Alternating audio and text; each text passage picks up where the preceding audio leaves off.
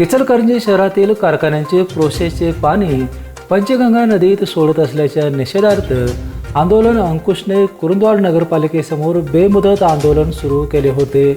या पार्श्वभूमीवर प्रांताधिकारी दीपक शिंदे यांनी आंदोलकांची भेट घेऊन याबाबत जिल्हाधिकारी कार्यालयात 25 जूनला बैठक घेण्याचे लेखी आश्वासन दिले आहे।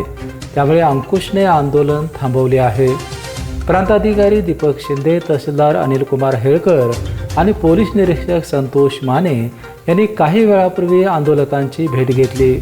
इचलकरंजी प्रोसेसचे सांडपाणी सोडण्यासाठी शेतीची 22 व 23 जून रोजी आंदोलकांच्या शिष्टमंडळासह पाहणी करून पडताळणी करण्यात येईल।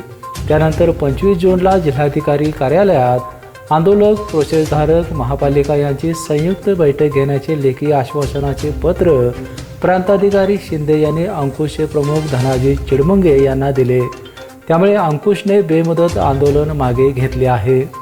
यावेळी माजी नगराध्यक्ष दादासाहेब पाटील, बाबासाहेब सावगावे, दयानंद मालवेकर, सुनील कुरुंदवाडे, राजू आवळे, आयुब पट्टेकरी, प्रभाकर बनगर, राकेश जगदाळे, अली भगवान आदी उपस्थित होते।